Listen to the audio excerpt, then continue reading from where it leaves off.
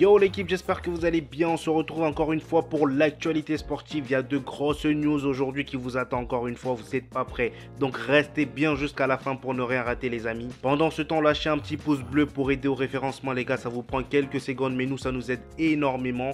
Et abonnez-vous également pour ne rater aucune actualité sportive les amis. On commence avec le Real Madrid les amis, c'est la première fois en 121 ans d'histoire qu'il n'y ait pas un seul Espagnol dans le 11 du Real Madrid les amis. Donc c'était lors de leur dernier match face à Villarreal qu'ils ont d'ailleurs perdu 2 buts à 1 je crois ou 3 buts à 1 je sais plus. Mais en tout cas je sais qu'ils ont perdu.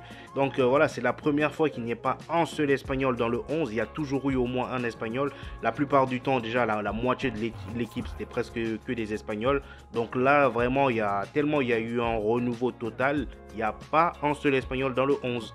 Et dites-vous que c'est vraiment presque le 11 titulaire du Real Madrid là. On part du côté de la France les amis, c'est officiel, Didier Deschamps a prolongé avec l'équipe de France, donc c'est jusqu'en 2026. Donc voilà, l'annonce a été faite par Noël Le Grec. Voilà, donc il prolonge. Pour tous ceux qui voulaient voir Zinedine Zidane à la tête de l'équipe de France, vous allez devoir attendre, parce que là finalement c'est mort. En espérant que Zinedine Zidane, entre-temps, bon, je pense qu'il prendra un autre club ou un autre pays.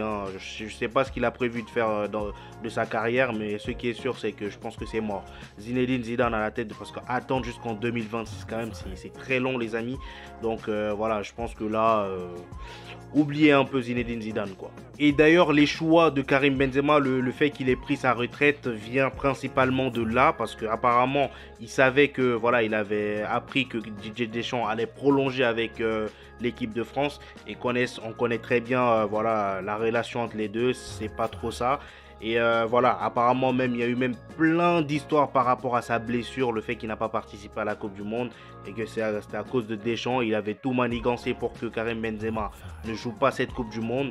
Donc finalement, le fait de savoir que voilà, Didier Deschamps allait prolonger, bah il s'est dit ça sert à rien. En plus, vu son âge, il s'est dit c'est mieux je prends ma retraite internationale. Donc là, on sait très bien que jusqu'en 2026, c'est mort. Il n'y aura pas de Karim Benzema avec Didier Deschamps.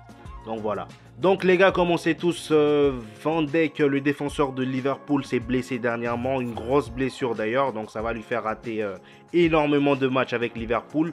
Donc voilà, il y a eu une annonce qui a été faite. En gros, Liverpool ne recrutera pas pour remplacer Van Dijk.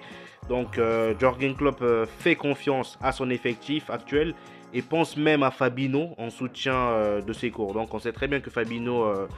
parfois, il joue défenseur. Je pense, est-ce que c'est l'un de ses postes favoris? Je l'ai déjà vu jouer 6.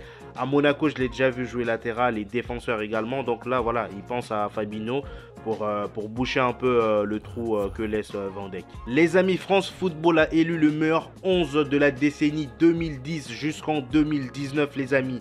Donc là, nous avons le 11 selon eux. Voilà, là, on va essayer de voir un peu, est-ce que... Moi, personnellement, je vais vous donner mon avis par rapport à cette composition. Est-ce que ça me va? Les joueurs qui ont été sélectionnés, est-ce que vraiment j'aurais mis ces joueurs-là à cette place? Donc, je vous dis ça. Moi, personnellement, dans ce 11, comme on peut voir, voilà, en attaque, il y a Neymar, Cristiano Ronaldo en pointe et Lionel Messi à droite. Déjà...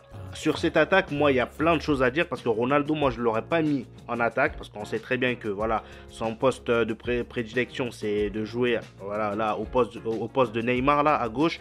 Donc, moi, j'aurais mis Cristiano Ronaldo à gauche et enlevé Neymar. Certes, Neymar, dans cette décennie de 2010 à 2019, il a énormément brillé. Il a été vraiment monstrueux. Mais vraiment, Cristiano Ronaldo, je l'aurais mis à gauche pour mettre Robert Lewandowski en pointe. Les gars, vous vous rendez quand même compte que Robert Lewandowski, chaque année, c'était 40 buts minimum dans la saison. C'est un truc de fou. Et ça date pas d'aujourd'hui. Il a tellement eu une longévité, vraiment une régularité, Robert Lewandowski. Je me dis, mais comment ils ont fait pour pas le mettre? C'est quand même une dinguerie. Neymar, certes, il est bon, il est beau à voir jouer. Mais en termes d'efficacité, il est efficace, je dis pas le contraire. Mais Robert Lewandowski, dans une saison, il a plus apporté à son club que Neymar. Neymar, c'est juste sa période de passage au Barça qu'il a beaucoup prouvé, un peu au PSG vite fait, mais plus au Barça. Donc vraiment, moi je mettrais Robert Lewandowski ou Luis Suarez.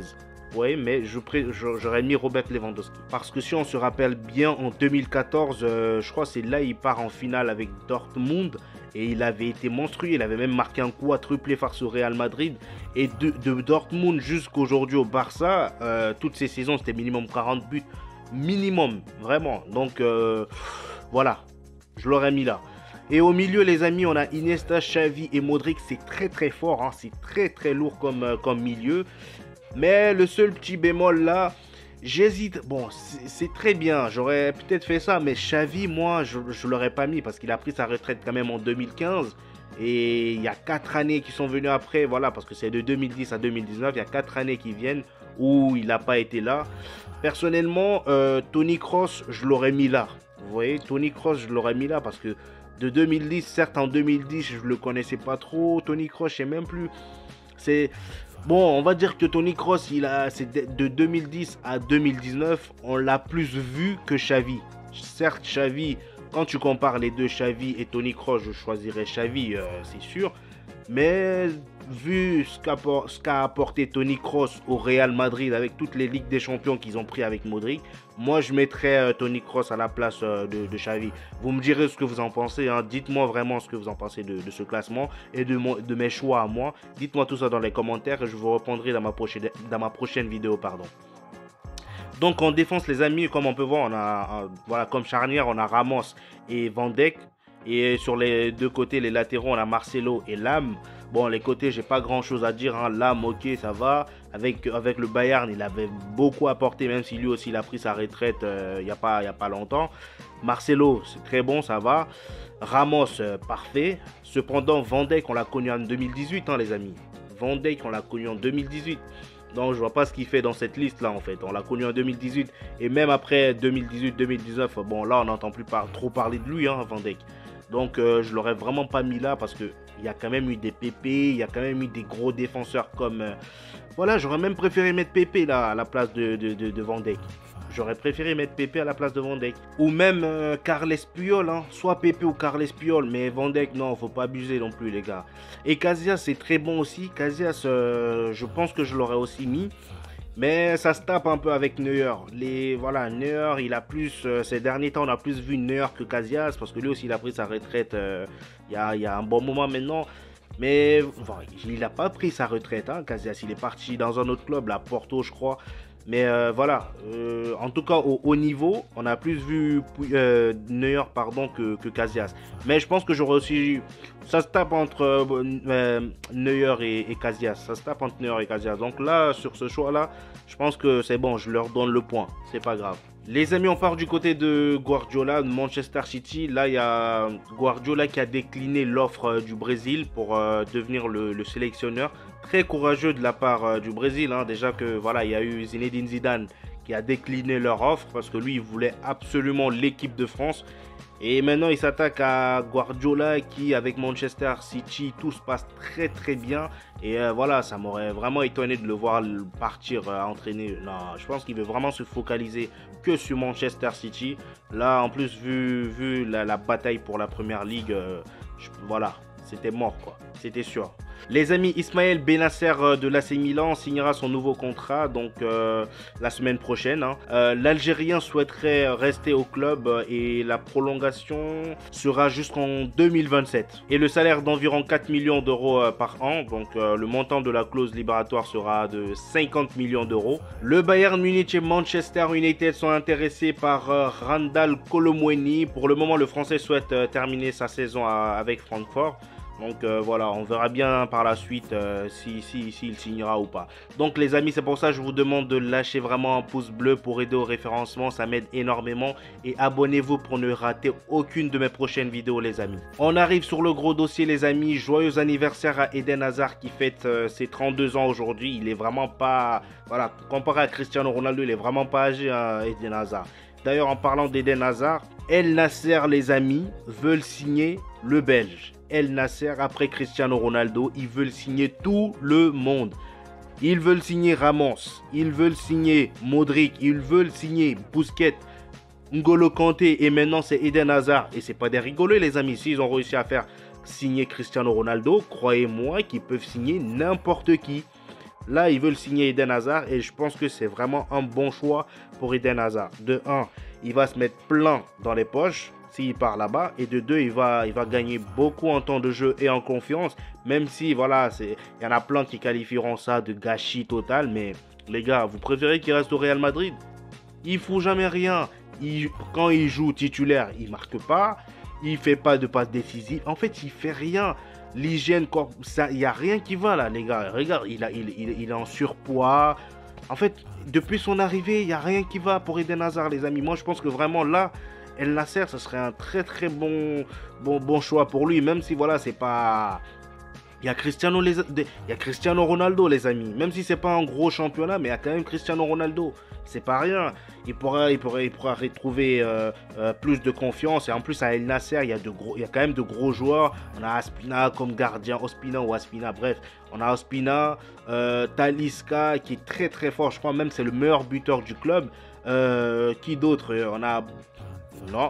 On a Cristiano Ronaldo, on a Gustavo, les amis. Voilà, ils sont vraiment un très très bel effectif. Donc je pense que ça lui ferait énormément de bien. Dites-moi dans les commentaires ce que vous en pensez. Mais voilà, moi ça c'est mon avis. Et c'est pas fini, les amis. Comme je vous le disais, El Nasser, ils veulent signer tout le monde. C'est pas fini. Il n'y a pas qu'Eden Hazard, hein. Ils veulent signer également Marco Reus, qui sera libre de tout contrat à la fin de la saison. Ils veulent signer Marco Reus. Vraiment. Mais Marco Reus, je pense que c'est moins sûr parce que de 1, c'est le capitaine de Dortmund. Et de 2, à moins qu'il soit attiré par l'argent, si on le propose une grosse offre comme ils l'ont fait avec Cristiano Ronaldo, bon, on va pas arriver jusqu'à 200 millions d'euros par an. Mais si on lui propose quand même une grosse offre par rapport à ce qu'il a maintenant, je pense qu'il pourrait quand même partir. Mais... la balance pèse plus du côté de Dortmund, d'une prolongation du côté de Dortmund, parce que quand même c'est le capitaine et il a vraiment apporté grand chose à ce club et je pense qu'ils essaieront quand même de le prolonger. Les amis, Hakim Moussa Ndiaye, bon lui je le connais pas, j'ai juste vu cette information. Apparemment Bailly l'avait fait un gros coup, je sais pas, à la poitrine ou au ventre. En gros, il a été admis en réanimation à l'hôpital après avoir reçu un violent coup de la part d'Eric Bailly. Comme vous pouvez voir sur l'image, c'était vraiment un violent coup. Donc, il s'agit d'une mesure de précaution. Donc, voilà, c'était vraiment pas un petit tacle, hein. Donc vraiment Eric Bailly, c'est pas un rigolo, hein. Vraiment j'aimerais pas être attaquant avec lui derrière moi, non. Vraiment c'est très chaud. J'espère pour lui que tout ira pour le mieux et que voilà il réussira à sortir indemne de tout ça. Les amis, Manchester United va mettre en place une règle Ronaldo. En gros la règle s'appellera Ronaldo, tellement que Ronaldo a bouleversé tout là-bas. Donc ils vont mettre en place une règle Ronaldo pour limiter apparemment les salaires des joueurs de l'équipe à 227 000 euros par semaine. Donc en gros, si tu veux avoir plus, c'est mort, peu importe qui tu es. Donc Eric Ten Hag tente d'éviter la culture de la jalousie au sein du vestiaire mancunien. Donc voilà, parce que les amis, on va se dire la vérité, on est dans un club, voilà, dans un vestiaire, il y en a un qui touche plus que toi, voire 2000 fois plus que toi, alors que tu marques plus que lui. Ça peut créer des jalousies, tu fais plus de choses que... Bref, c'est des trucs qui créent des tensions pour rien. Et je pense qu'ils font très très bien de faire ça, parce que là, en ce moment, vu les salaires, les prix qu'on donne à certains joueurs, c'est juste des trucs de barge. Il y a quelques années, on n'aurait même pas pensé à ce genre de somme là, mais là, aujourd'hui, laisse tomber. Ça devient n'importe quoi. Juste pour jouer au foot, hein. C'est une dinguerie ce qui se passe. Bref, en tout cas, force à eux. J'espère que ça marchera vraiment ce qu'ils proposent là et que tout le monde sera d'accord dans le vestiaire. Parce que bon, les joueurs aussi ont leur mot à dire, hein. C'est pas je propose un truc et ça y est, personne ne parle. Donc voilà, on verra bien. Comme vous avez pu l'entendre dernièrement, en Arabie Saoudite, une loi interdit Cristiano Ronaldo et Georgina Rodriguez de vivre ensemble dans la même maison, car ils ne sont pas mariés. En raison de l'influence internationale de Cristiano Ronaldo, le pays a autorisé à vivre ensemble. Donc voilà, tout sauf pour Ronaldo. Ça marche pour les autres, personne n'a droit de se marier, enfin d'habiter avec sa femme s'ils ne sont pas mariés. Mais pour Cristiano Ronaldo, il a le droit. Moi je trouve ça un peu injuste, mais bon, c'est Cristiano Ronaldo quoi, vous voulez que je dise quoi? Et c'est pas fini, Cristiano Ronaldo, depuis son arrivée à El Nasser, les amis, il fait que des victimes. Là, son deuxième victime, c'est Aboubakar, Vincent Aboubakar, le grand Camerounais, qui a été meilleur buteur à la CAN. Voilà. c'est sa deuxième victime. Sa première victime, c'était le gars à qui il a piqué son numéro 7 là.